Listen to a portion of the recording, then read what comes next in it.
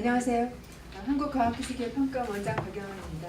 굉장히 많이 나서 우리 전형적인 한국 가을 날씨 오늘 10월입니다. 이렇게 여러 가지 바쁘신 일정에도 불구하고 저희 키스텝 수업 프로그램에 참석해 주신 모든 분께 감사의 말씀을 드리고 싶습니다. 지난해 굉장히 큰 변화가 있었습니다. 전 세계적으로. 다시 말씀드리면 글로벌 신기후 체제가 이제 본격적으로 출범했다고 할 수가 있겠습니다.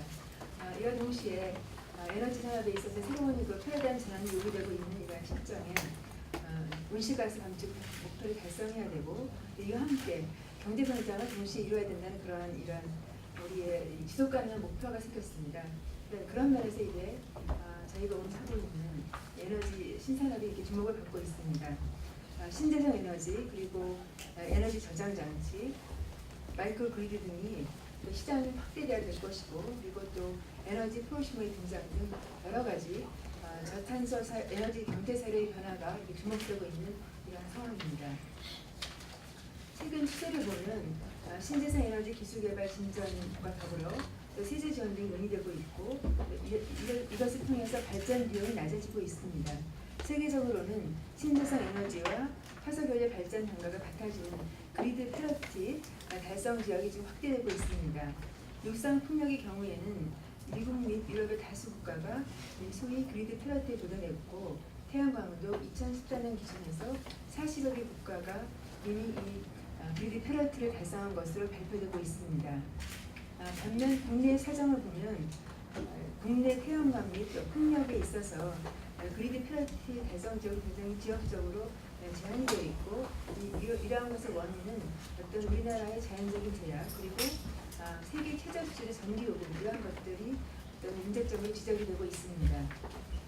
국제 에너지 기구인 IEA는 2030년까지 세계 신재생 에너지와 에너지 효율화 등에 있어서 총 12조 달러 이상의 투자가 일어날 것으로 전망하고 있습니다. 특히 ICT 융합화를 통한 플랫폼 기반의 자율적 에너지 거래가 확대되고 또 효율적인 자동 에너지 시스템 구축으로 인해서 테슬라, 구글 등 글로벌 IT 기업들도 에너지 플랫폼 사업 분야로 투자를 확대하고 있습니다. 한편 우리나라 에너지 산업을 보면 중앙 집중형 전력 공급 체제 그리고 에너지 원간의 어떤 엄격한 분리 그리고 시장의 진입 및 가격 경제가 가장 심하기 때문에 구조적인 어려움을 처해 있습니다. 소위 말해서 혁신의 기초 현상이 에너지 산업 분야에서 일어나고 있다는 것입니다.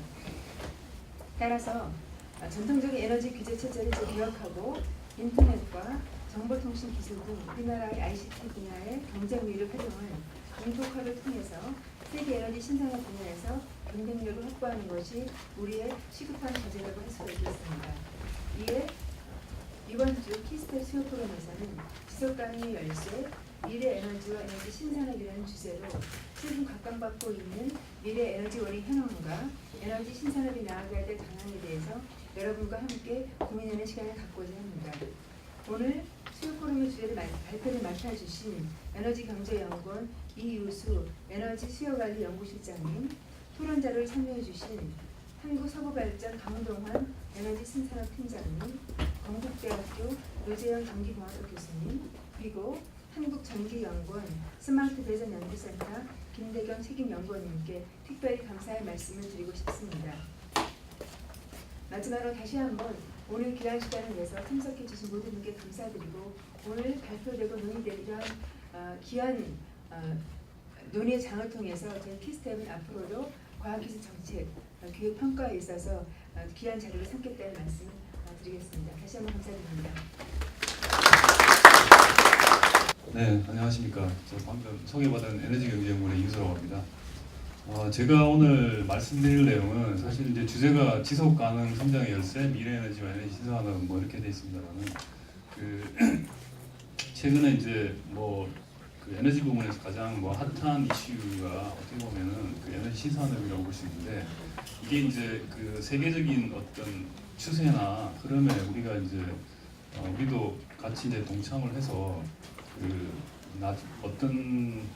나아가서는 우리가 그 세계 시장을 좀 선도해야 되지 않을까 이런 이제 측면에서 의욕은 굉장히 많이 앞서 있습니다만은 실제로 이제 제도적인 측면을 가만히 살펴보면 굉장히 어려운 점이 많습니다. 그래서 그런 부분들에 대해서 좀 하나하나 얘기를 좀 해볼까 합니다. 우선 이제 그 발표 순서를 말씀을 드리면 첫 번째는 그 신기후 체제 대응, 이게 이제 그 굉장히 중요한 하나 이슈입니다. 그리고 그 신기후 체제를 대응하는 입장에서 그 에너지 신산업의 성장 가능성을 어떻게 보고 있는지에 대해서 좀 말씀을 드리고요. 두 번째는 이제 그 에너지 신산업이라는 게 사실은 뭐 이번 정부 들어서 갑자기 나온 개념은 아니고요. 실제로 이제 그 에너지 시스템이 이제 변화하는 과정 속에서 어떻게 그 에너지 신산업이 이렇게 그 탄생이 되고 있는지에 관련돼서 좀 얘기를 좀 해볼까 합니다. 그리고 거기 관련돼서 신산업 모델도 같이 이제 얘기를 좀 해보고요. 세 번째는 이제 그러면 이제 우리나라 에너지 신산업이 지금 어떻게 추진이 되고 있는지에 대해서 간략하게 좀 말씀을 드리고, 그리고 이제 제도적으로 장애 요인들이 어떤 것들이 있는지에 대해서 좀 얘기를 해보고요. 그다음 네 번째는 그 궁극적으로 이제 에너지 신산업을 활성화시키기 위해서 우리가 정책 방향을 어떻게 가져가야 되는지에 대해서 좀 말씀을 드려볼까 합니다. 첫 번째 그 신기후 체제 대응과 에너지 신산업의 성장 가능성인데요. 그 아시다시피 이제 그 국내외적으로 이렇게 그 에너지 여러 가지 뭐 에너지 관련된 환경이 급격하게 변화가 되고 있는데요. 그 특히 이제 대외적으로 보면 그 국제 유가가 지금 급락해서 뭐 최근에 이제 조금 올라온 상태입니다만은 거의 뭐 한 50불 수준대에 지금 머물러 있는 그런 상태고요. 그러다 보니까 사실은 상대적으로 신재생 에너지에 대한 어떻게 보면 좀 부정적인 영향을 좀 미칠 수도 있는 그런 부분인데, 그렇지만 그 기후변화 협상의 강화로 인해서 어떤 형태로든 그 신재생 에너지에 대한 투자가 전 세계적으로 점점 증가할 것이다. 그래서 그 화석 에너지 연료의 어떤 가격과는 사실 어떻게 보면 좀 상관없이 계속 아마 신재생 에너지에 대한 투자는 확대될 것이라고 이제 그렇게들 보고 있습니다. 그리고 대내적으로도 보면 그 에너지 설비 확충이라든지 그 안전성 강화로 인해 가지고 여러 가지 뭐 사회적인 갈등들이 심화되고 있습니다. 그래서 실제로 이게 과거처럼 어떤 수요 증대에 따라 가지고 설비를 이렇게 늘려나가는 그런 정책은 거의 한계에 왔다라고 보여지고 있고요. 이런 문제들이 다 이제 비용 상승과도 직결되는 문제이기 때문에 오히려 수요 측에 더 이렇게 좀 집중을 해야 되는, 그래서 그런 방향으로 좀 정책이 좀 바뀌어 나가는 그런 상황입니다. 그리고 이제 이 와중에 그 신기후 체제라고 해서 아시다시피 이제 작년 12월 달에 그 파리 협정에 의한 그 신기후 체제가 채택이 되면서 이제 모든 국가들이 저탄소 경제로 전환을 해야 되는 그런 상황에 놓여 있습니다. 그래서 이제 우리나라도 이제 예외가 아니고요. 일단 그 온실가스 감축 목표로 BAU 대비 37%를 이제 감축시키겠다. 뭐 이렇게 이제 발표를 했습니다. 그래서 이런 이제 제약적인 하에서 어쨌든 경제 성장을 이룩해야 되는데 현재 상태도 상당히 이제 저성장 기조를 지금 유지를 하고 있고 앞으로도 뭐 그게 크게 바뀔 거라고는 보여지지는 않습니다. 뭐 어쨌든 그 지금 경제 성장에는 상당히 이제 부담으로 작용할 가능성이 많이 있습니다. 그리고 이제 그렇다고 하더라도 그 온실가스 감축하고 경제 성장 동력을 좀 변화시킬 수 있는 그런 아마 요인을 지금 찾을 수가 있을 것 같은데요. 그게 바로 그 우리가 소위 얘기하는 에너지 신산업이라고 볼 수 있는데요.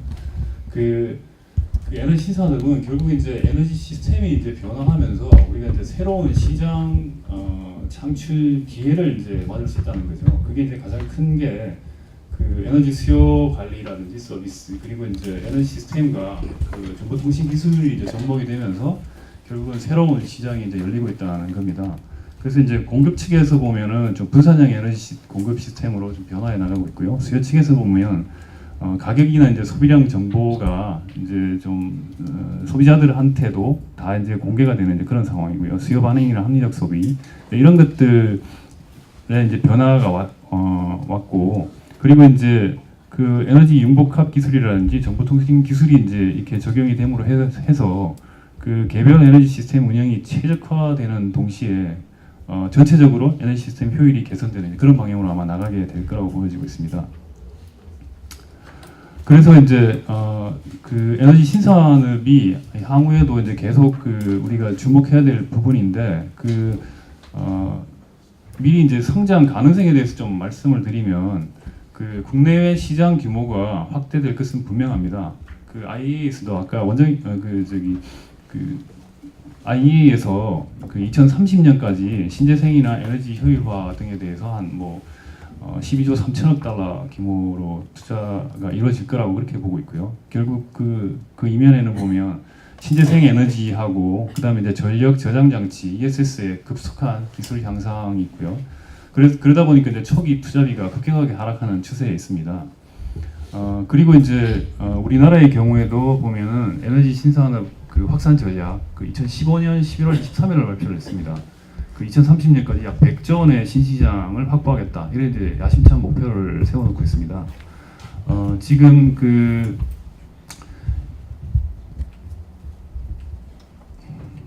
여기 이제 태양광 발전 단가를 한번 보시면 그 사실은 지금 그 주요국 그 미국이나 뭐 영국 뭐 다른 뭐 독일 뭐 이런 경우에 뭐 지금 여기 이제 표시는 하지 않았습니다만은 그 평균 전기요금하고 신재생 에너지 발전 단가 특히 이제 태양광의 발전 단가를 보시면 이미 이제 그 전기요금이 신재생 에너지 발전 단가보다는 상당히 좀 높은 상황입니다. 그래서 그 태양광 발전 단가가 전기요금 이하로 많이 떨어져 있는 그런 상태입니다.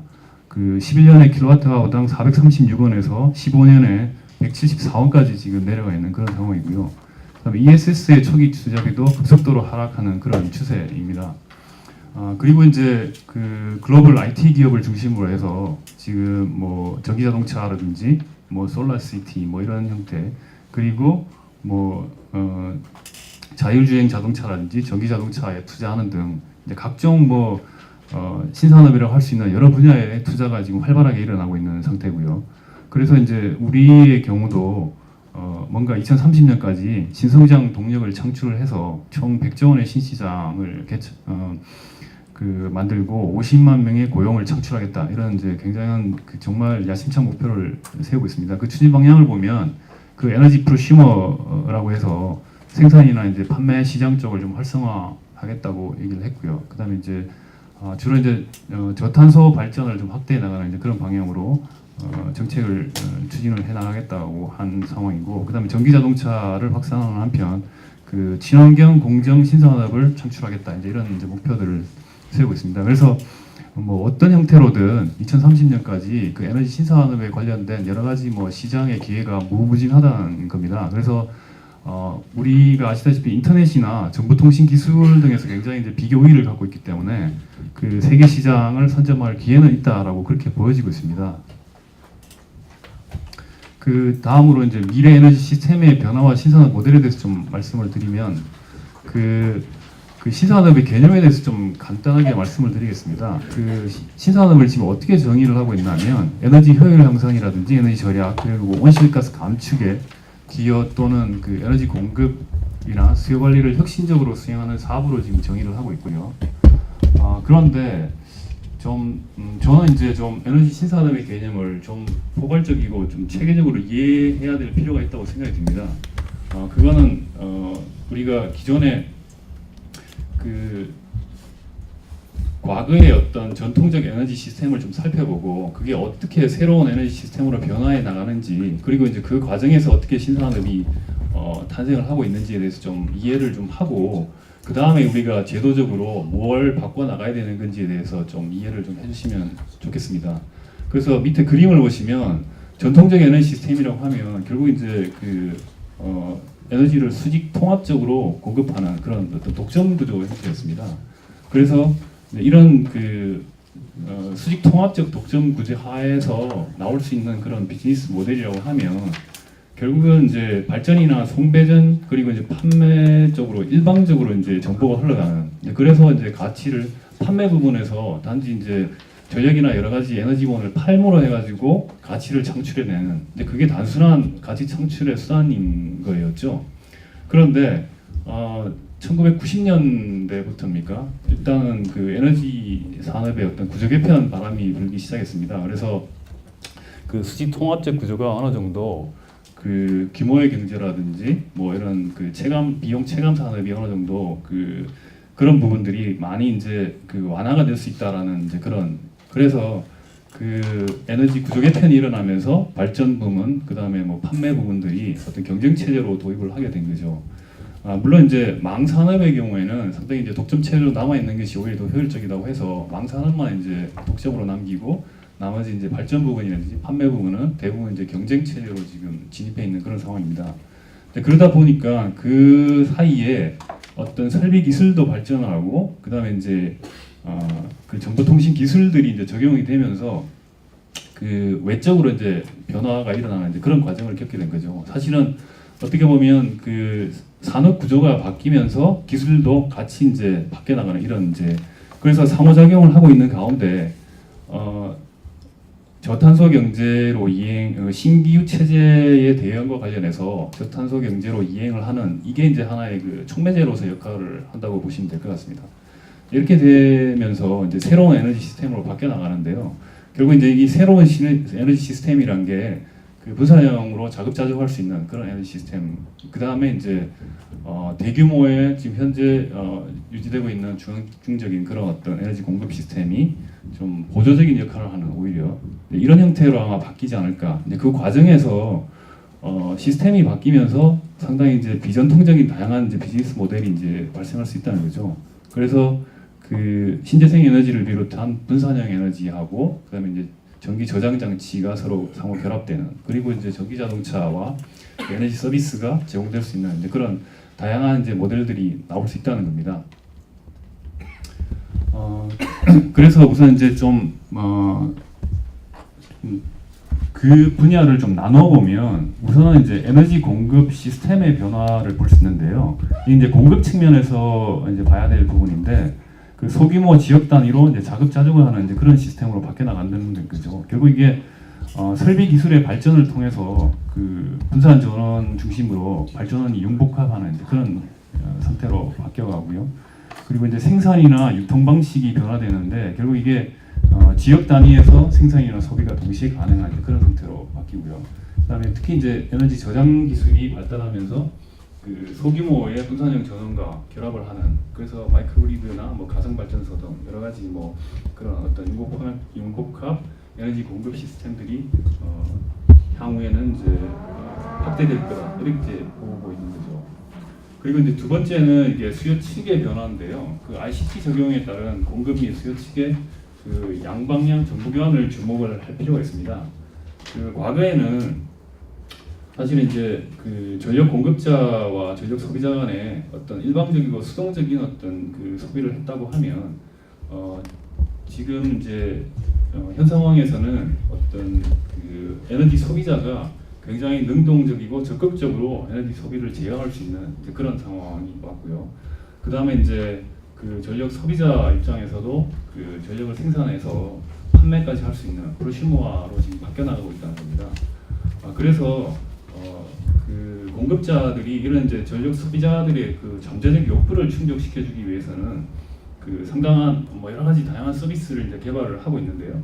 그 단지 뭐 옛날에는 한 가지 에너지원만 판매하던 것을 다양하게 이제 융복합을 시켜가지고 전력이나 가스, 방송통신을 다 이제 동시에 판매하거나 아니면은 그 제휴를 통해서 전력 사용을 했을 때 할인을 해준다거나 그 다음에 전력 구매를 대행하는 서비스 등 뭐 이런 다양한 서비스들이 나오고 있습니다. 결국 소비자들은 그 장기적으로 보면은 뭐 다양성이라든지 편의성이라든지 수익성까지도 이렇게 다 추구를 해나가는 그런 과정이 있기 때문에 그 공급자들 자체도 어느 정도 이렇게 변화하지 않으면 살아남을 수 없는 그런 상황으로 이제 바뀌고 있다는 겁니다. 그래서 이게 이제 소비자의 수요 패턴하고 요금 정보의 기초에서 소비 행동이 이제 바뀌어 나가고 있는데요. 그 수익성이 그 창출되는 신규 사업 모델을 개발할 수 있고 그걸 이제 활용할 수가 있다는 겁니다. 그래서 이제 이런 형태로 가는 것 자체가 이미 이제 미래 생활의 변화를 이제 암시를 하는 건데요. 그 그림에서 보시다시피 이제 미래 에너지 시스템은 결국 분산형 에너지원을 중심으로 해서 각 지역별로 자급자족하고 이런 이제 어떤 마이크로 그리드 중심의 그런 그 자급자족 시스템들이 다양하게 이제 여러 가지로 결합이 되는 그런 상태에서 그다음에 이제 그 집중적인 그런 전력이나 열 생산 공급 시스템이 하나의 그 균형을 맞춰주는 이제 이런 형태로 아마 가지 않을까 이렇게 생각이 되고 있습니다. 그래서 주거라든지 전력이나 수송, 산업 등 사회 전 분야에 걸쳐가지고 에너지 신산업이 성장 동력화 될 걸로 이제 그렇게 보여지고 있습니다. 특히 이제 스마트 그리드 기술이 일폭화되면서 전력 산업이나 생활의 변화가 나타나는데요.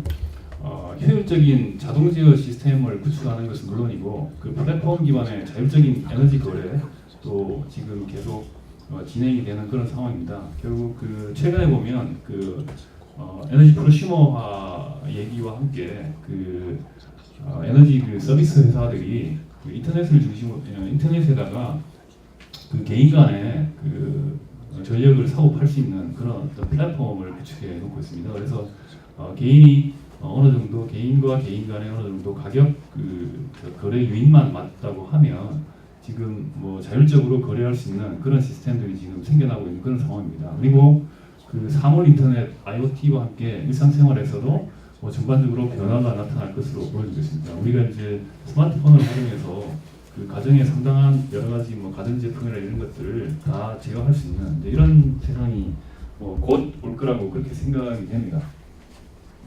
그다음에 이제 우리나라 신산업 추진 현황 장애 요인에 대해서 좀 말씀을 드리겠습니다.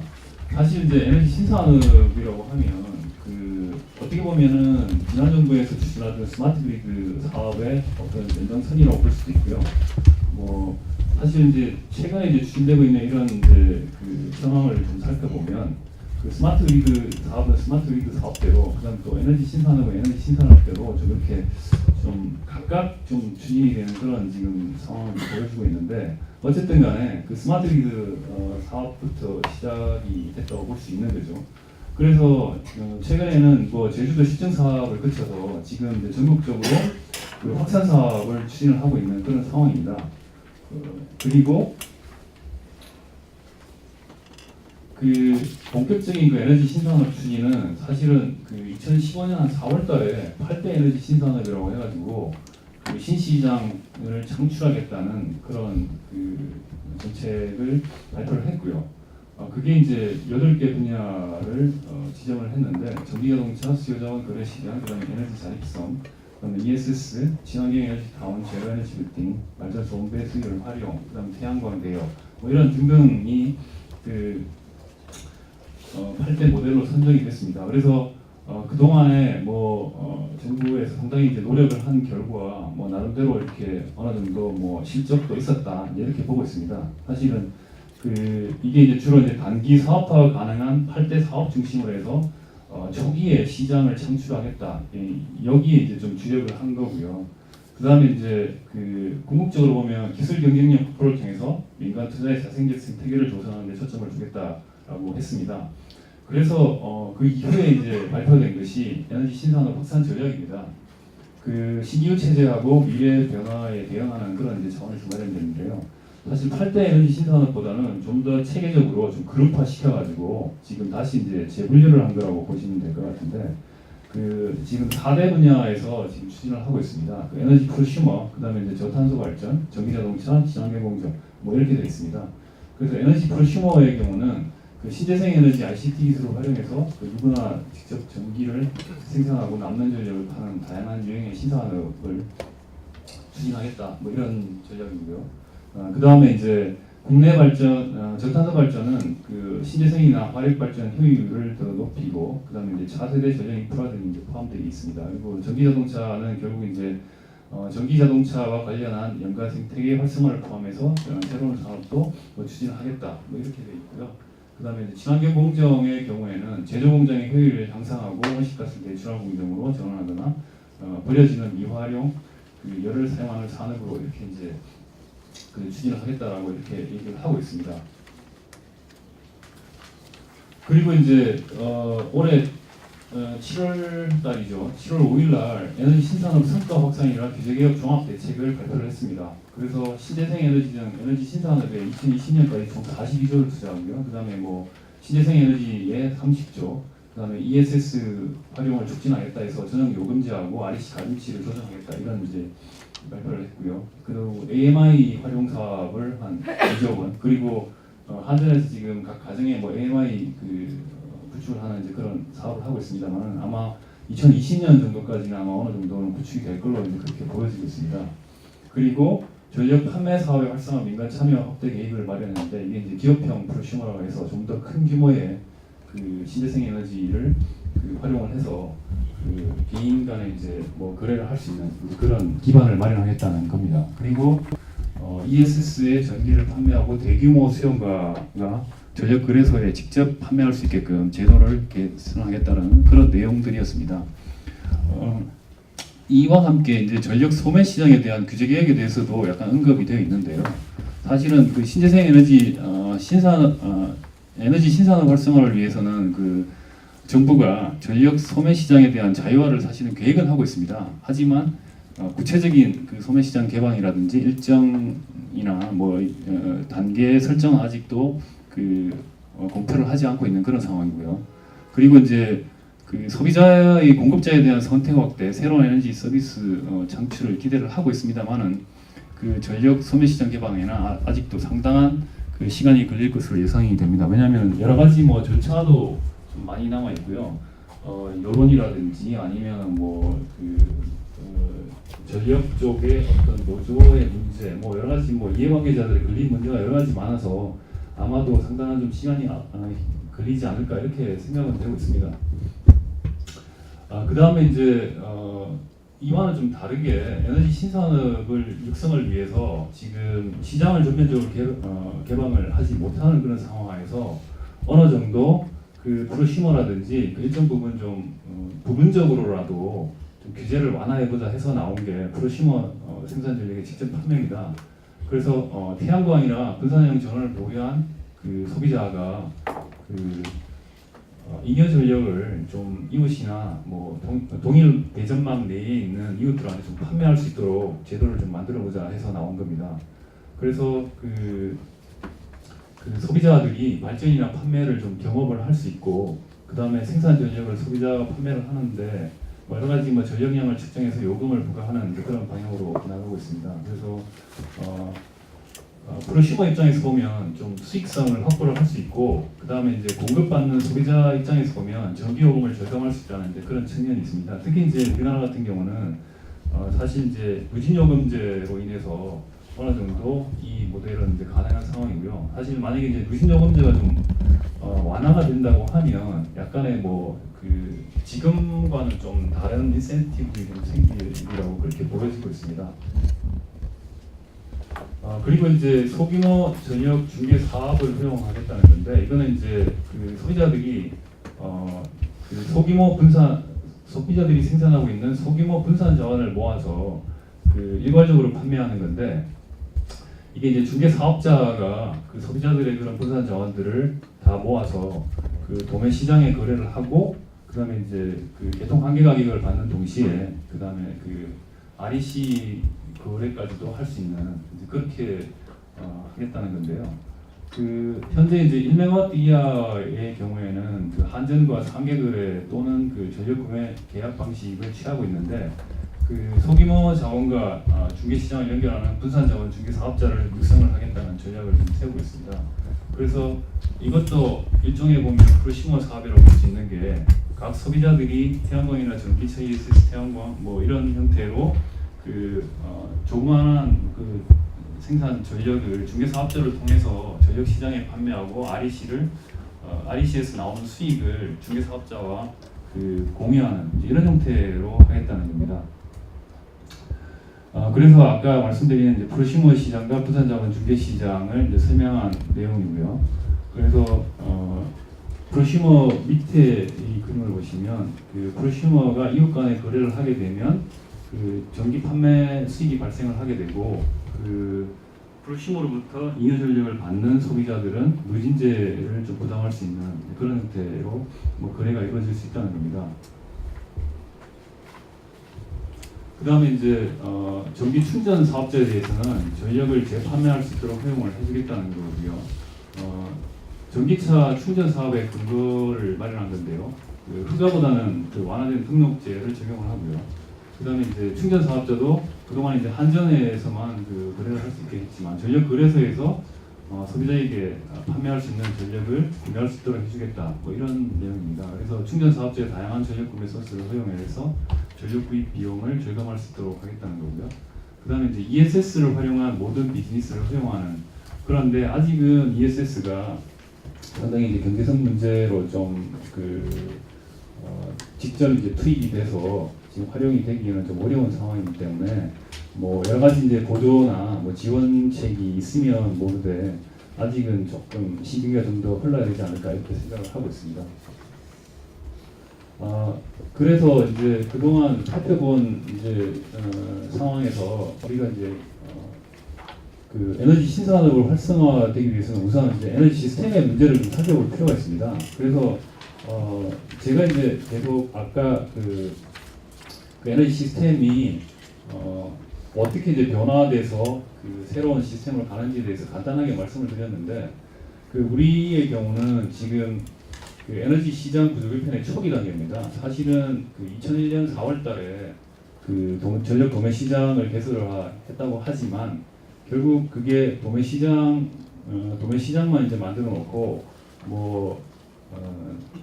그 도매 시장을 통해서 사업자들이 거래를 하고 있지만 실질적으로 보면 과거의 그 한전의 수익 통합적인 구조나 별반 차이가 없습니다. 결국 왜냐하면 가격 구조 자체도 인위적으로 지금 굉장히 조정을 해서 뭐 이윤을 서로 이제 나눠 먹는 그런 형태고요. 그래서 외형적으로 보면 구조 개편을 추진을 하다가 중단을 한 것처럼 그렇게 보이지만 실제로 산업 구조 측면에서 보면 과거의 전통적인 에너지 시스템하고 거의 같다고 보시면 될 것 같습니다.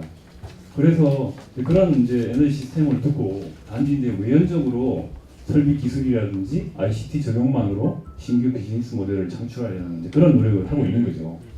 그래서 그 어떻게 보면 이제 에너지 신산업이라고 하면 산업이나 기술 간의 융복합화를 통해서 신규 산업으로 진화한다. 뭐 이렇게 돼 있는데 그럼에도 불구하고 보면 시스템은 이제 그대로 두고서 이런 이제 기술 적용만 가지고 새로운 비즈니스 모델을 창출하려고 하다 보니까 여러 가지 이제 부딪히는 문제들이 상당히 많은 거죠. 그래서 새로운 시장 창출이 가능하도록 제도적으로 뒷받침돼야 될 필요성이 있고요. 그 장기적으로 보면 에너지 시스템에 대한 규제 개혁이 없이는 본격적인 에너지 신산업 활성화는 기대하기가 상당히 좀 어려울 것이다. 이렇게 보여지는 것이죠. 그래서 구체적으로 좀 그 제도적 장애 요인을 살펴보면 대표적으로 네 가지 경우입니다. 에너지 요금 규제, 그 다음에 이제 독점적 시장 구조, 정보의 독점화, 에너지 원별 쿠폰입니다. 그 에너지 요금 규제는 아시다시피 굉장히 이제 우리가 여전히 뭐 에너지 요금 수준이 굉장히 낮다라고 얘기를 많이 하고 있습니다. 사실은 그 요금 수준은 그 뭐랄까 국가별로 에너지 믹스라든지 에너지 원별 믹스라든지 이런 부분에서 좌우를 굉장히 많이 받고 있습니다. 그리고 이제 그 송배전 망의 이용과 관련한 여러 가지 뭐 설비라든지 이런 부분에 있어도 뭐 비용 요인이 있고요. 그래서 사실은 이게 이제 그 낮다고 하는 데는 어느 정도 이유는 있습니다. 이유는 있는데 과연 이게 그러면 그 공급 비용을 제대로 반영한 요금 수준인가 여기에 대해서 좀 논란을 할 필요는 있을 것 같습니다. 사실 뭐 기존 전환들이 많이 들어와 있고 그렇다고 그러면 뭐 요금이 낮은 건 당연한 거죠. 어떻게 보면. 그런데 발생하는 비용들을 제대로 반영해서 요금 체계가 되어 있느냐 이런 문제에서 논란이 되고 있는 것이죠. 그런데 이제 요금이 경직돼 있고 그 다음에 이제 그 설계 요금을 디자인하는 그런 자율성들이 없습니다. 그리고 그래서 그러다 보니까 이제 수익성 모델 개발에는 상당히 좀 한계가 있는.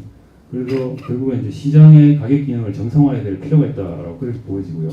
그다음에 이제 다른 판매 사업자들이 진입할 수 없는 그런 장벽들이 있습니다. 결국 이제 이게 바로 신규 사업 모델을 개발하는 상당히 인센티브가 없다는 겁니다. 이게 이제 수요 반응이라든지 결합 서비스를 창출하는 데 상당히 좀 장애 요인이 있고요. 그래서 시장의 진입 장벽 철폐하고 경쟁 구조를 조성할 필요가 있고요.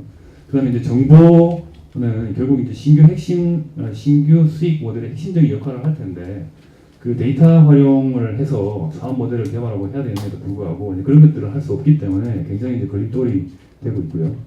그다음에 이제 특히 이제 우리가 법 제도적으로 상당히 좀 어려운 부분이 에너지 업역 간에 굉장히 엄격하게 구분을 해놓고 있습니다. 그래서 정부의 정책적인 관리 자체도 뭐 전력이면 전력, 가스, 그다음에 뭐 집단 에너지 다 따로 분리돼 가지고 관리를 해오던 이게 이제 과거의 관리 뭐랄까 관리 방식인데요. 사실은 뭐 융복합을 얘기를 하면서도 업역 간에 이렇게 엄격하게 구분을 시켜놓고 어떻게 융복합을 하라는 건지는 잘 모르겠습니다. 그래서 그 다양한 에너지를 융복합하는데 상당한 좀 애로가 있지 않을까 이렇게 생각을 하고 있습니다. 그래서 결국 이제 이런 업역 간의 구분도 철폐를 해야 되고 그 타산업과 융복합을 할 수 있는 그런 어떤 여건을 좀 조성을 해야 될 필요가 있다고 생각이 듭니다. 그래서 결국 그 에너지 신산업 추진의 문제점을 보면 그 전통적 에너지 시스템 규제하에 에너지 신산업 창출과 활성화는 사실 정부가 주도할 수밖에 없는 그런 상황입니다. 왜냐하면 다 민간이 투자할 수 있는 여건 자체가 되지 않기 때문에 정부가 주도적으로 나갈 수밖에 없지만 결국 이건 이제 한계에 도달할 것이라는 거죠. 그리고 이제 주로 이제 에너지 설비 중심의 변화와 관련이 돼 있고 수요 측 변화 관련 모델은 여전히 미흡하다고 보여집니다. 이게 결국 그 에너지 결합 서비스라든지 에너지 수요 관리 컨설팅 사업 등 그 소비자 역할이나 후생 정비로 인한 신규 사업 모델 창출에 굉장히 이제 어려움이 있고요. 그다음 이러한 수요 측 관련해서 신규 사업 모델 창출이 어려운 이유도 바로 에너지 시스템 규제와 관련이 있다고 보여집니다. 그래서 그 신산업 시장 창출이나 활성화 노력을 하기 위해서는 그 민간 투자가 좀 들어올 수 있도록 전통적 에너지 규제 체제를 전면적으로 좀 개혁할 필요가 있다고 보여집니다. 그래야지만이 그 새로운 그 시장 구조와 그 기술이 조화가 되면서 그 새로운 산업을 좀 구축해 나갈 수 있지 않을까 생각을 합니다. 최근에 그 일본의 경우에는 그 소매 시장을 전면적으로 개방을 했습니다. 올해 이제 4월달에 아마 개방을 한 걸로 알고 있는데요. 다양한 그 사업자들이 들어와서 소비자들의 욕구를 충족시키기 위한 다양한 사업 모델을 만들어서 활발히 활동을 하고 있는 것으로 봐서는 그 아마도 지금 현재 우리가 알 수 없는 그런 다양한 서비스 산업들이 아마도 생겨날 거로 그렇게 생각이 되고 있습니다. 그럼 이게 이제 마지막 부분인데요. 그 에너지 신산업 활성화의 정책 방향은 그 기본적으로 봤을 때는 그 에너지 시스템이나 산업 구조가 변화가 돼야 되는 겁니다. 그런데 현재는 이제 그 시장을 전면적으로 개혁이나 개방을 못하기 때문에 그 제한적인 범위 내에서나마 에너지를 거래하고 통합적으로 관리를 할 수 있게끔 그 법적으로 허용을 하는데 이건 결국 이제 한계에 도달할 거라는 겁니다. 그래서 좀 제한적인 제도 개선보다는 더 광범위한 차원에서 개혁을 해야 되고 규제 완화가 필요하다는 겁니다. 특히나 이제 그 정부가 주도해서 신산업 관련 모델을 뭐 만들어가지고 뭐 이런 모델이 좋겠다, 저런 모델이 좋겠다라고 얘기할 게 아니고 사실은 전통적인 규제 체제를 개혁해서 시장 기반만 만들어주면 기업들이 알아서 만약에 이제 수익성만 난다고 하면 기업들이 알아서 다양한 모델을 만들어낼 걸로 그렇게 보여지고 있습니다. 그래서 결국 이게 자생적 민간 투자의 기반을 마련하는데 상당히 좀 중점을 둬야 되지 않을까 이렇게 생각하고 있습니다. 그래서 딱 지금 한 3가지 정도로 볼 수 있는데 그 에너지 시장 개방하고 요금 자유와 그다음에 시장 정보 개방 공유입니다. 그 에너지 시장을 개방함으로 해서 그 어느 정도 그 민간 투자를 활성화할 수 있는 그런 여건을 만들어줄 수 있고요. 그다음에 이제 요금을 자유화하면 다양한 소매 요금을 선택을 할 수 있고 그다음에 관련된 서비스가 개발되고 결국 이게 소비자의 후생을 증대시킬 수 있는 그런 방향으로 나갈 겁니다. 그리고 그 시장의 정보를 개방해서 사업자들이 공유할 수 있다 그러면 좀 더 그 합리적으로 에너지를 사용할 수 있는 그런 어떤 수요 반응과 관련된 다양한 모델들을 만들어낼 겁니다. 그렇게 되면 에너지를 효율적으로 사용할 수 있는 그런 어떤 시스템이 자연스럽게 만들어지지 않을까 이렇게 생각을 하고 있습니다. 그래서 정책 추진 과제를 보시면 시장의 가격 기능을 정상화하고 시장의 진입 장벽을 철폐하고 그 다음에 통합적 관리 시스템을 구축하는 것으로 볼 수 있는데요. 우선은 가장 중요한 것이 에너지의 수요 공급에 의해서 가격이 결정되는 그런 시스템으로 가야 될 거라고 보여집니다. 그래서 자원 배분이 적정하게 이루어지는 그런 시스템이 되지 않으면 계속적으로 왜곡을 낳고 계속 이게 왜곡이 나오면서 생기는 문제가 뭐냐면 그 이해관계자들의 그런 스테이크홀더들의 이해관계가 상당히 많이 얽혀 있기 때문에 그 왜곡을 바로잡기 위해서는 또 그 이해관계자들이 그 상당히 자신의 그 뭐랄까 이해를 내세워 가지고 반대하는 그런 상황이 발생할 수 있기 때문에 지금 굉장히 꼬여 있는 부분들을 풀기가 점점 더 힘들어지는 그런 문제점이 있습니다. 그리고 이제 시간대별 에너지 공급 비용을 당연히 반영을 해야 되고요. 그래서 우리가 다양한 동태적 요금제를 통한 사업 모델을 촉진할 필요가 있다는 겁니다. 그리고 그 분산형 에너지 설비를 확산해서 지역적 자급자족을 할 수 있고, 그다음 에너지 서비스 등이 가능한 에너지 시스템을 대비를 해야 되는데, 가장 중요한 게 가격 신호 체계를 정비해야 해야 된다고 그렇게 생각을 하고 있고요. 그다음에 이제 그 시장 개방을 통해서 사업자 간의 경쟁을 촉진하고 소비자의 역할을 증대할 수 있는 그런 시스템을 좀 만들어 가야 될 것 같고요. 그리고 사업자의 다양한 사업 영역을 확대하고 소비자의 선택권을 부여함으로 해가지고 비용 절감을 좀 유도할 수 있는 그런 방향으로 많이 추진을 할 필요가 있고요. 그다음에 이제 지금 그 에너지 원별로 관리되는 그런 시스템 자체가 상당히 그 융복합 사업 모델 개발에 걸림돌이 되고 있습니다. 그 에너지 원의 융복합 서비스를 위해서 당연히 이제 통합적으로 좀 관리를 해야 되고, 그다음에 시장에 이제 공정 경쟁에다 중점을 두게 되면 사업 간의 이제 공정한 경쟁을 통해서 새로운 사업 모델을 만들거나 비용을 절감할 수 있는 그런 시스템들이 자연적으로 만들어지지 않을까 이렇게 생각을 하고 있습니다. 그리고 정보가 독점화되어 있는 그런 상황들, 수요 반을 포함한 수요 관리 관련 사업 모델 개발에도 상당히 이제 걸림돌로 작용을 하고 있는데요. 이게 이제 정보 수집이나 활용을 통합적으로 관리를 해서 좀 개방하고 그다음에 공유를 할 수 있는 그런 방향으로 좀 나갔으면 합니다. 최근에 그 9월 달부터인가요? 한전에서 뭐 데이터 센터를 설치해서 어느 정도 이제 이 부분들은 좀 얘기는 되고 있습니다만은 실제로 사업자들한테 어느 정도 정보가 공유가 돼서 좀 새로운 사업 모델을 만들 수 있는지는 좀 아직은 좀 미지수인데, 그거는 조금 더 하여튼 고무적인 일이기는 합니다. 어쨌든 그 사용 데이터를 개발해서 그 새로운 사업으로 나간다는 자체는 굉장히 바람직한 일이고요. 그 미래에는 결국 사실 에너지는 결국 그 기술의 발전과 그 사용 정보의 싸움이라고 볼 수 있을 것 같습니다. 그 사업자들이 기술을 어느 정도 진척을 시켜서 새로운 에너지 사업 모델을 개발하고, 그 다음에 그 정보를 어떻게 이제 활용을 해서 새로운 여러 가지 다양한 서비스라든지 그런 모델들을 만들어 나갈 수 있을 것인가가 결국은 생존 경쟁에서 살아남을 수 있지 않을까 이렇게 생각을 하고 있습니다. 이상으로 제 발표는 여기서 마치겠습니다. 감사합니다. 네, 이직장님, 네, 감사합니다. 이러한 그 기회를 주셔서 감사드립니다. 앞에 그 이유수 실장님께서 에너지 신산에 대한 전체적인 현안이 있었고, 저는 그 발전 공유업이 종사하는 사람으로서 미래 에너지와 에너지 신산업에 대한 저 나름대로의 생각을 좀 말씀드리겠습니다.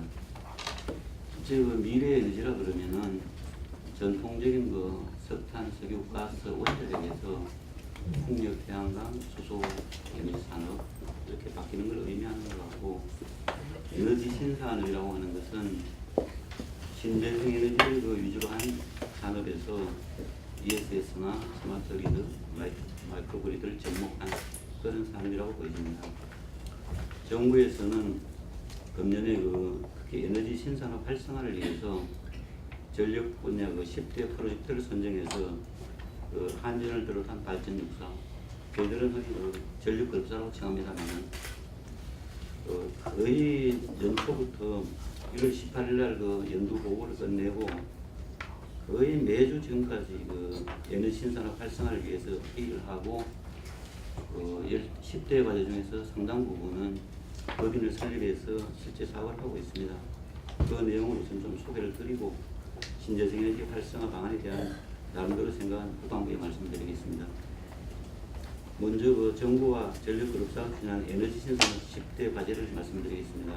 첫 번째는 전력 신산업 육성 펀드를 조성하고 있습니다. 펀드 규모는 2조 원이고 이에 조성에 참여하는 기관은 한전을 비롯한 발전 육사가 되겠습니다. 그래서 내년까지 2조 원의 펀드를 조성해서 중소 중견기업들이 전력 신산업에 투자할 수 있도록 기금을 지원하는 내용이 되겠습니다. 두 번째는 학조 태양광 등 전력 공기업의 신재생 투자 영역을 대폭 확대하는 건데, 학조 태양광 사업은 겨울에 냉동교실, 여름에 찜통교실을 해소하고자 우리나라의 초등 중고등학교가 14,000개가 있는데 우선 금년에 2,000개 학조에 4천억을 투자해서 학교 건물 옥상이나 유휴부지를 이용해서 태양광을 설치하고 있습니다. 그래서 지난 6월 16일 날 우리 수도공고에서 발족식을 받고 현재 그 교육청하고 협의를 해서 희망하는 학교 위주로 태양광 설치를 하고 있습니다. 세 번째는 그 AMI하고 ESS 사업이 되겠습니다.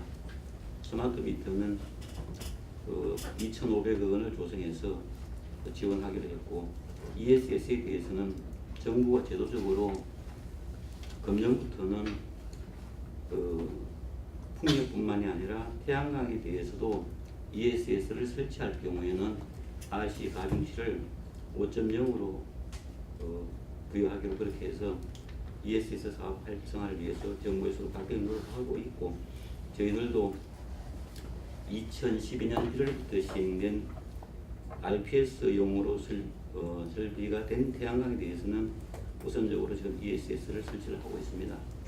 물론 풍력에 대해서는 작년부터 REC 가중치 5.5로 해서 저희들이 그 운영하고 있는 가중풍력이 작년에 최초로 4메가짜리 ESS를 보급한 바가 있습니다. 네 번째는 민간이 공동으로 이용할 수 있는 전기차 충전소를 금년에 그 600개소를 설치하고자 합니다. 그 내용은 우리 그 한전의 지사 지점이 전국적으로 산재해 있기 때문에 지사 지점에다가 그 전기차 충전소를 구축하는 내용이 되겠습니다. 그 다섯 번째 사업은 전력 빅데이터 활용인데, 그동안에 아까 뭐 발표되어 있었지만은 전력그룹사가 독점적으로 가지고 있는 전력에 대한 정보를 어떤 그 기관이나 개인의 정보 이용의 법에 저촉되지 않는 범위 내에서 데이터를 제공하겠다고 해서 전력 빅데이터를 구축하는 작업을 지금 하고 있습니다.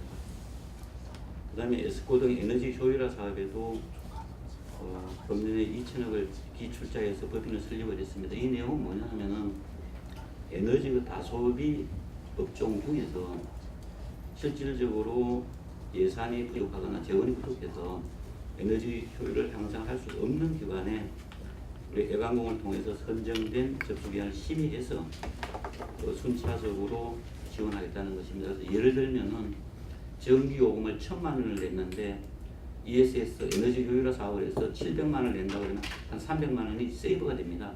그래서 그거를 원가 회수한 이후에 나머지 설비는 그 회사가 계속 운영토록 하는, 어떻게 보면은 에너지 효율 향상을 위한 전력 공급의 지원 사업이라고 볼 수 있습니다. 이 사업도 금년 6월 달에 SPC를 설립을 해서 전력그룹사 발전육사 직원들이 나가서 현재 이 사업을 하고 있습니다. 그 다음에 그 규제 개선인데, 과거 정부에서도 에너지 신산업 관련해서 많은 규제를 개선하고자 하는데 실질적으로 잘 안 됩니다. 그래서 이거를 실무자 위주로 에너지 신산업 관련 별도로 규제 개혁 실무위원회를 해서 어떤 그 개혁 개선 사항이 나올 때마다 바로바로 좀 할 수 있도록 그렇게 지금 운영하고 있는 내용이 되겠습니다. 그 외에 이제 전기차 관련 규제 개선에는 보면 이건 주로 민간기업, 현대차가 되겠지만은 민간기업들이 전기차를 좀 많이 개발할 수 있도록 하자는 것이고, 끝으로 그 에너지 신산업 동반 선장을 위한 해외 진출을 종합적으로 공동으로 지원하는데 무슨 내용이냐 하면은 중소 중견기업들이 해외에서 에너지 사업에 법인을 세워서 투자를 하려고 해도 어떤 그 기업의 재무 건전성 이런 것 때문에 지원이 안 되기 때문에 PF가 안 돼서 공기업이 민간하고 공동으로 진출해서 PF가 원활히 되도록 하라고 해서 저희들도 지금 동남아 뭐 CIS 연합 위주로 해서 최근에 사업을 더 활발하고 있습니다. 현 정부 출범하고 초기에는 그 투자 사업을 지향하고 O&M 사업 위주로 갔다가 지금 침체되는 경기 활성화를 위해서 또다시 그 에너지 분야에는 저희 전력그룹사가 민간과 공동 진출하도록 해서 투자 사업도 지금 같이 하고 있는 그런 상황이라고 말씀드릴 수 있습니다. 에너지 신산업에 대해서는 그 정도 말씀드리고, 평소 저희가 그 에너지 신산업 활성화를 위해서 좀 개선해야 되겠다 하는 점을 몇 가지 말씀드리겠습니다. 우선 그 제도 개선 분야를 좀 말씀을 드리면은 이건 정부를 향한 건의사항이 되겠습니다. 최근에 규제 완화가 그래가지고 총 사업비 1,000억 원 이상 중에서 공공이 부담하는 경우 500억 이상일 때는 예비 타당성을 하라, 과거에는 500억, 300억이었습니다.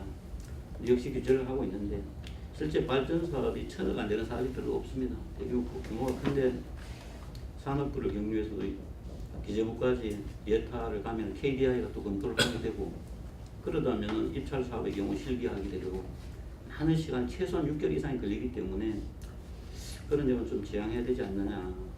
어차피 해외 사업의 경우에 국내 사업도 그런 경우가 있지만은 대규모 사업은 PF를 하게 되고 수익성이 없는 사업이면은 어쨌든 금융기관에서 출자를 하지 않을 텐데 그걸 정부가 100번의 타당성을 다시 한다는 것은 굉장히 그 기회비용도 날리고 여러 가지 개선해야 될 점이 많다. 결국은 외국의 기업과 경쟁을 해서 사업을 수주하고 이렇게 진출을 하는데 기회를 놓치게 되고 또 다른 규제가 아닌가 해서 예타를 이 PF 사업에 대해서 예비타당성을 면제하라는 게 제 생각입니다.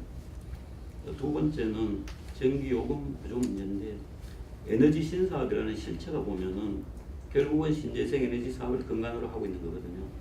근데 신재생 사업이 우리가 2002년도 FIT 해가지고 지금 RPS 제도 2012년도니까 이제 뭐 5년 차 일이 되는데 이게 활성화 안 되는 게 그나마 FIT 때는 이게 잘 됐는데 RPS 제도 들어와가지고 못 되는 이유는 결국은 그 신재생 사업의 베니핏이라고 하는 게 S&P하고 REC입니다.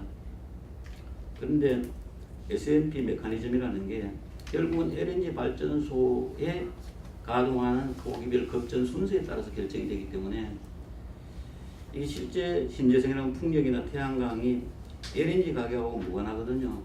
입지 조건이 좋은데 효율 좋은 기자재 설치해서 발전하면 되는데 거기에 대한 수익이 S&P와 REC에 따라서 늘뛰기를 하니까 결국은 S&P 가격은 풍력과 태양광에 부관한 LNG 가격이 연동되어 있다 보니까 너무 변동폭이 심해서 뭐 투자자들이 어떤 PF가 안 되는 그런 경향이 많고 그래서 결국은 제가 생각하는 거는 과거 FIT 시절에도 S&P 플러스 REC를 고려해서 이 정한 거거든요.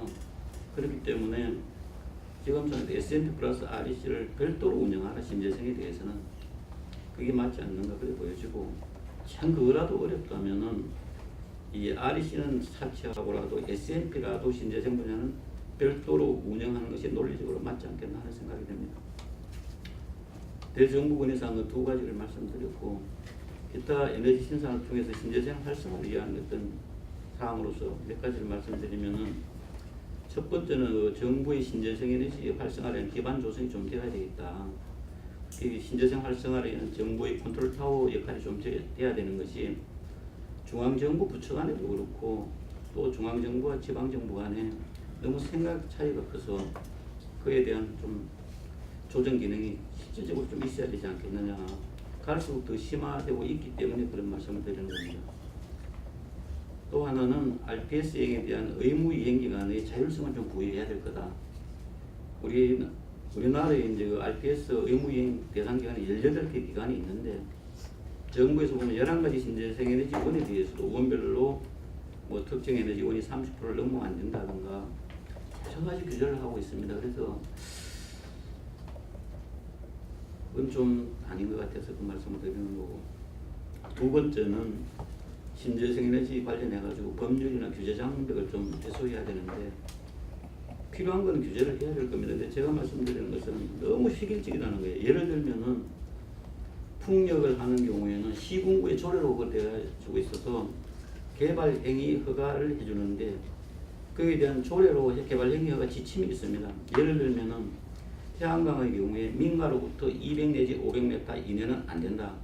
독립가옥이 있더라도 모구는 500m, 모구는 200m 이래 되는데 한 집이라도 그 안에 있으면 태양광을 못하게 하니까 한국의 공무원들도 운신의 폭이 없도록 지자체별로 그래 있고 풍력의 경우에도 획일적으로 민가로부터 1.5km 이내에는 풍력을 설치할 수 없다는 조례가 시군마다 차이가 있는데 그렇게 되어 있습니다. 그래서 그렇게 해서는 좀 곤란한 게 실질적으로 풍력 같은 경우는 위치에 따라 가지고 민가보다 굉장히 높은 지대에 있는 경우에는 소리라는 게 아래에서 위로 전달되기 때문에 이게 틀리거든요. 평지에 같이 있는 거고 그래서 케이스 바이 케이스로 심의를 해서 정해야지 현지 여건을 고려한 실제 소음 진동치 어느 정도인지를 보고 결정해야지 획일적인 규제는 좀 어렵지 않겠느냐 그렇게 보여집니다.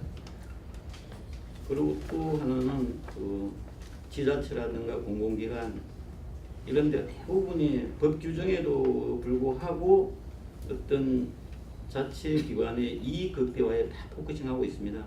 예를 들면은 우리가 국유재산법이나 공중재산법에 보면은 공유재산법에 보면은 그 재산가액의 100분의 5 이내에서 이제 임차료를 받도록 되어 있는데 실질적으로는 그 규정은 차치하고 제주도 하나 예를 들면은 당연히 그 부지 사용권에 대한 임대료는 내야 되고 그 외에 판매 수익의 17.5%나 총 매출액의 7%를 지자체에 기부하도록 그런 식으로 조례가 되어 있습니다. 그리고 다른 그 공공기관도 예를 들면은 수상태양광의 농어청공사가 되겠는데 정부에서는 100분의 5만 받으라고 하는데도 그거를 입찰로 해가지고 최대치를 하고 코레일 같은 경우에는 임대료는 당연히 받는 거고 재산가액의 5%를 받고 그 외에 SPC의 수익금의 일정 부분을 코레일에 기부토록 하는 갈수록 더 심화되고 있어요. 굉장히 그 신재생 사업 활성화에 제외 요소가 되고 있는 그런 상황입니다. 그 외에 뭐 할 얘기가 많지만 한 가지만 더 말씀드리고 말겠습니다. 특히 에너지 사업에 대한 사회적 공감대가 확산되어야 되는데 우리나라 같은 경우에는 정말 부존 자원이 그리 없는데 그 중에도 큰 부존 자원 중에 하나가 해양 에너지, 즉 서해안의 그 간만의 차를 이용한 조력 발전소. 해양 에너지가 5가지가 있는데 이 중에 상용화된 것은 조력 발전밖에 없습니다. 시화 조력이 연간 한 600기가와트 정도의 그 전력을 생산하고 있는데 그 외에 우리가 그 80년 1월달에 경제장관에 의해서 우리나라 조력발전 고시한 게 있습니다. 가로림만 하고 천수만 해가지고 1, 2 후보지를 고시했는데 굉장히 좋은 입지 조건임에도 불구하고 그 지역민들의 일부 반대하는 세력들이 해가지고 그게 활성화되지 못하고 있는 그런 상황입니다. 어떤 기존에 있는 우리나라만의 특화된 신재생의 사업을 할 수 있는 좀 활용을 해야 되는데 그런 걸 하기 위해서는 이해 당사자들은 이제 언론기관, 중앙정부 모두가 사회적 좀 어떤 공감대를 조성해서 주민 어떤 수용성을 제고하는 그런 계기가 되어야 되지 않겠느냐. 발전 사업자의 힘만으로 대단히 어렵다는 그런 말씀을 드리겠습니다. 우선 여기까지 제 말씀을 드리겠습니다. 네, 저는 이우수 박사님 말씀하신 거랑 거의 비슷한 이야기라서 좀 짧게 하겠습니다. 제가 정리할 건 한 2가지 정도를 이제 우리 에너지 신산업 육성을 위해서 필요하다 이렇게 요약을 드리고 싶은데요. 먼저 처음에 생각해야 될 것이 그거 이제 뭐 옆에 김대경 팀장도 계시지만 스마트 그리드라는 사업을 했었습니다. 했었는데 뭐 열심히 했지만 아직 제가 보기에는 가시적인 성과는 그렇게 없는 거고요. 그럼 그게 왜 계속 그렇게 가시적인 성과도 없는데 또 이제 또 뭐 에너지 신산업 이렇게 해서 제가 보기엔 계속 진부한 이야기가 또 나오고 이렇게 되는데요. 제가 생각에 2가지는 이제 한번 생각해 볼 필요가 있을 것 같습니다. 먼저 기술을 그러니까 에너지 신산업, 뭐 에너지 신기술 이런 것들에 대한 분류를 한번 다시 해봐야 될 것 같습니다. 그러니까 육성이나 뭐 지능책 또는 뭐 비전책을 이렇게 만들기 전에 우리가 보고 있는 이 에너지 신기술이라는 것들이 실제로 이제 상업적으로 경쟁력이 있는지, 경쟁력이 없는 기술인지.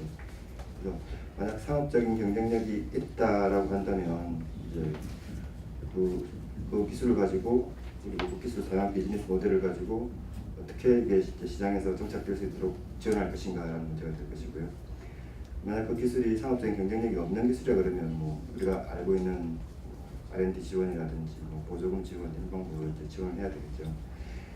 그래서 이제 만약 경쟁력 있는 기술이라 그러면 이제 가장 좋은 방법은 당연히 이제 시장에서 자체적으로 경쟁을 해서 그 기술이 살아남을 수 있는 것이 가장 좋은 방법인데 그냥 당장 이렇게 저희가 보기에는 뭐 태양광 기술이건 ESS건 뭐 다 경쟁력이 없어 보입니다. 그러니까 비용이 많이 드는 것처럼 보이고, 근데 왜 그렇게 보이냐 한번 생각을 해보면, 그러니까 지금 우리나라에서 이제 우리나라 시장이라는, 그러니까 전력 같으면 전력 시장이라는 데서 이 기술이나 산업들이 경쟁할 수 있는 그 형태의 시장이 주어지지 않았다 이렇게 보실 수 있겠습니다. 그러니까 왜냐하면 지금 시장이 그러니까 과거 전통적인 화력발전 자원, 원자력 자원 중심으로 이제 설계가 되어 있기 때문에 새로운 기술들이 제공할 수 있는 서비스나 새로운 특징 이런 것들이 발휘될 수 없는 시장이 되겠습니다. 그래서 이런 기술들이 이제 뭐 자기 갖고 있는 고유의 경쟁력을 가지고 경쟁을 하기 위해서는 그러니까 시장을 조금 더 세분화할 필요가 있다고 하겠습니다. 그러니까 전력 시장 같은 경우에는 여러분들 뭐 일반적으로 에너지 서비스만 그러니까 전기라는 것만 생각하시지만 실제로는 뭐 고유 전력 서비스도 있고 뭐 주파수 조정 서비스도 있고 뭐 대기 대체 예비력 서비스 뭐 다양한 서비스들이 있습니다. 그리고 그 서비스들을 지금 일반적인 화력 발전기에서 제공을 하고 있는데 만약 그런 서비스들을 좀 더 세분화해가지고 그 서비스 시장에서 새로운 기술들이 경쟁을 하게 된다면 아마 ESS 같은 뭐 새로운 기술들이 충분히 DR도 마찬가지고요. 충분히 살아남을 수가 있을 겁니다. 그래서 제가 생각하기에 제일 먼저 다시 한번 정리를 하면 지금 생각해야 될 게 기술들을 에너지 신사업이라는 것들을 좀 더 잘 분류를 해서 경쟁력이 있다고 판단이 되면 시장 형태를 바꾸어서라도 이들 기술이 경쟁을 통해서 생존할 수 있게 만들어져야 되는 것이고요. 만약 경쟁력이 없는 기술 같은 경우에는 저희가 쉽게 생각할 수 있는 보조금 지원, R&D 지원을 통해서 이렇게 산업이나 기술을 육성하면 될 것 같습니다. 네, 그리고 두 번째는 이제 유수 박사님도 말씀하셨지만 시장 진입 문제입니다. 그러니까 아무리 제가 이제 새로운 아이디어가 있고 새로운 기술을 갖고 있다 하더라도 이제 그걸 사업화를 해서 돈을 벌어야 되는데 지금 나오는 이 에너지 신산업 기술이나 많이 언급되는 기술들은 대부분 이제 수요단에서 이제 활용될 수 있는 기술들입니다. 이 수요단에서 활용될 수 있는 기술을 활용할 수 있는 사업자는 판매 사업자인데 우리나라 같은 경우에는 다들 아시다시피 이제 단일 독점 판매 사업자가 이제 판매 사업을 하고 있고 그러다 보니까 이런 기술을 사용할 수 있는 사업자는 그 사업자 하나밖에 없는 거죠. 만약에 그 사업자가 물론 이 사업자들이 하나의 독점 판매 사업자도 우리가 말하는 DR 기술이나 SS 기술이나 이런 것들을 다 활용을 할 수는 있습니다. 판매 사업자이기 때문에. 근데 문제는 그러니까 이런 규제를 받는 판매 사업자는 절대로 이렇게 용감한 행동을 할 수가 없습니다. 모험적인 행동을 할 수가 없습니다. 새로운 기술이 들어온다 해도 심사를 해야 되고 감사를 피해야 되고 그렇다면 절차를 밟아야 되고 그런 일들이 벌어지게 됩니다. 이런 상황에서는 절대로 이제 좀 모험적이고 그런 돈을 많이 벌 수 있는 이런 행위들은 이뤄질 수가 없는 거죠. 그래서 최소한이라도 최소한이라도 이제 약간이라도 개방을 해서 좀 모험적인 아이디어를 갖고 있는 모험적인 비즈니스 모델이 살아남을 수 있도록 그리고 또 하나는 이제 돈을 많이 버는 게 대해서 이제 거부감이 많이 있는데 그러니까 뭔가 벤처를 해서 새로운 비즈니스 모델을 만들어서 사업에 뛰어들었을 때 좀 이렇게 큰 돈을 벌 수 있도록 그런 분위기도 형성이 돼야 될 것 같고요. 또 당분간은 아까 이수 박사님도 말씀하셨지만 소비시장 개방은 쉬워 보이진 않습니다. 국민들이 경쟁, 민영화 이런 것들에 대해서는 좀 여전히 엘러직하기 때문에 소비시장 개방은 어렵겠지만 그럼에도 불구하고 조금이라도 이제 다른 형태의 시장을 개방해서 새로운 비즈니스 모델이나 새로운 기술 사용 사업자들이 이렇게 활동을 할 수 있게 해주는 것이 필요하지 않을까 이렇게 생각합니다. 그러니까 단지 그냥 소매시장뿐만이 아니라 그것이 어렵다면 발전시장, 발전통해 시장 쪽으로 돌려서라도 시장에 좀 진입할 수 있도록 이렇게 활용해 주는 것이 필요하지 않을까 그런 생각을 하고 있습니다. 저는 미리 배포드린 자료가 있는데 아마 자료를 가지고 계신 분도 있고 안 가지고 계신 분이 있을 것 같습니다. 자료 가지고 계신 분은 에너지 신산업 국내 현황이라는 자료를 좀 참조해 주시고요. 설명은 제가 최대한 그 자료를 논문 문제에 맞게 좀 설명드리도록 하겠습니다.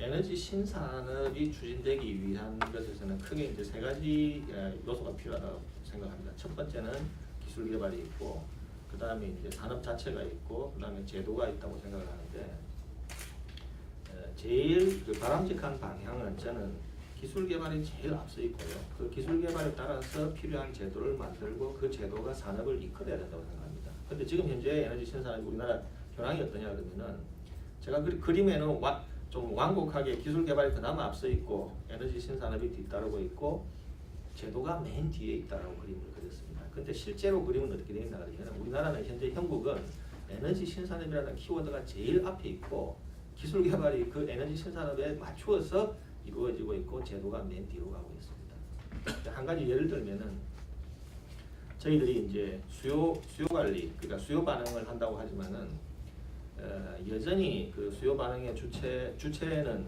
그 과거에 있던 그 전력 거래소가 담당을 하고 있습니다. 그리고 이미 그 수요를 모으는 사람들은 어그리게이터지만은 미래 방향은 어떻게 되냐 그러면 개인 간 거래로 다 전환이 될 거거든요.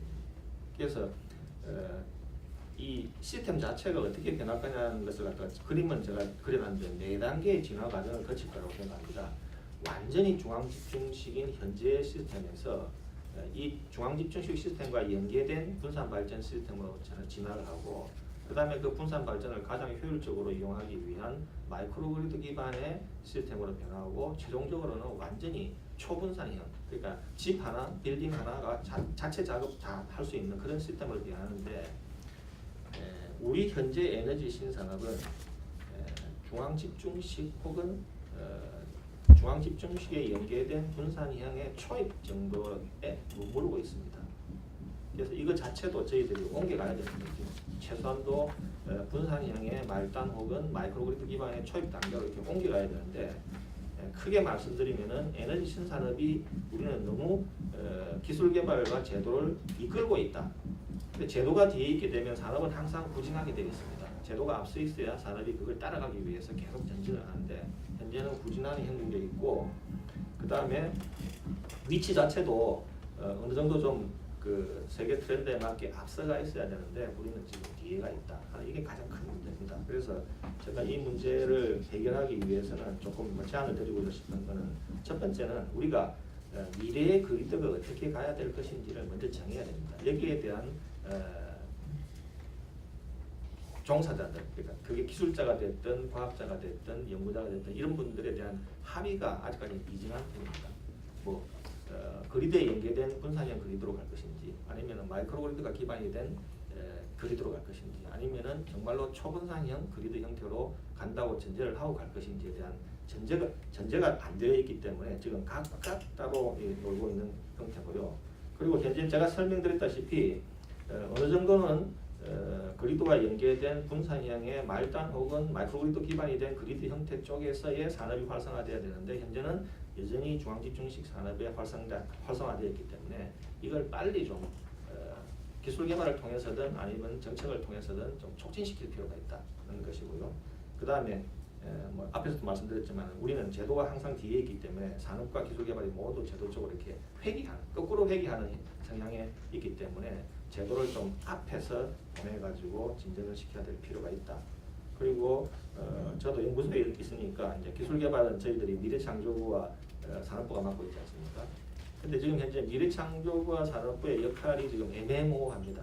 뭐냐 그러면은 계속 이렇게 상업화, 상용화 이쪽에 초점을 맞추다 보니까 미래부도 상용화 쪽으로 가 있고 산업부도 상용화 쪽으로 가 있고 이게 엄밀하게 좀 구분돼야 될 것 같습니다. 예를 들면은 이제 그 프로슈머에 의한 전력 거래가 있습니다. 이 프로슈머에 의한 전력 거래는 제가 옮겨가는 단계를 한번 설명해 드리자면 첫 번째는 지금과 같은 한전이 그러니까 공인된 기관이 중심이 된 전력 거래 형태로 갔다가 중간 단계에는 어그리게이터 그러니까 뭐 사업자지요. 통합 사업자로 갔다가 마지막에는 완전히 개인별로 거래를 하는 이런 시스템으로 변해갈 겁니다. 그런 변해갈 때 미래부는 완전히 개인에서 거래를 하는 뭐 블록체인 기반의 전력 거래라든지 이쪽으로 투자가 돼야 되고 산업부는 현재 상태는 어쩔 수 없이 해야 되는 것이지요. 중앙집중식 체제에서 공인된 기관 혹은 어그리게이터에 의해서 하는 이런 식으로 역할 분담이 좀 필요하지 않을까 하는 생각이 듭니다. 그리고 마지막으로는 뭐 정책 제안으로 유수 박사님이 뭐 말씀을 다 해주셨기 때문에 제가 중언이 될 수도 있는데 크게 두 가지입니다. 전력산업 자유화와 전기요금 자유화입니다. 전력산업 자유화는 왜 필요하냐 그러면 제 생각에는 혁신의 한계를 돌파하기 위한 겁니다. 하나의 사업자에서 새로운 혁신이 나온다. 이게 생태계 자체가 혁신이 나오기 어려운 생태계입니다. 그다음 전기요금의 자유가 되지 않는다면 이게 시장 한계를 돌파하는데 장애를 소화됩니다. 그러니까 당연히 두 가지 길이 있을 수가 있습니다. 우리가 기술 개발을 통해서 전기요금이 낮아질 수도 있지만은 대부분 예측하듯이 전기요금은 시장 자유를 하게 되면 좀 올라가게 됩니다. 올라가지만은 소비자는 그 전기요금 이외에 가치가 있다 그러면은 더 지불할 용의들이 있는 겁니다. 통신산업의 발전을 보면은 음성 통화에 대한 요금은 거의 제로가 돼가지 않습니까? 다른 뭐 데이터 통신이나 인터넷 서핑이나 이런 쪽으로 해서 다른 쪽에 부가가치가 새로운 그 서비스가 결합된 상품 쪽으로 변화하기 때문에 요금이 올라가는 것들은 그런 것으로 커버할 수가 있다. 즉 혁신의 한계를 돌파하고 시장의 한계를 돌파하기 위해서 전기산업 자유와 전기요금 자유가 필요하고 이렇게 되어야만이 비로소 민간이 이끌어가는 민간의 참여를 확대할 수 있는 방안이 되지 않을까 이렇게 생각합니다.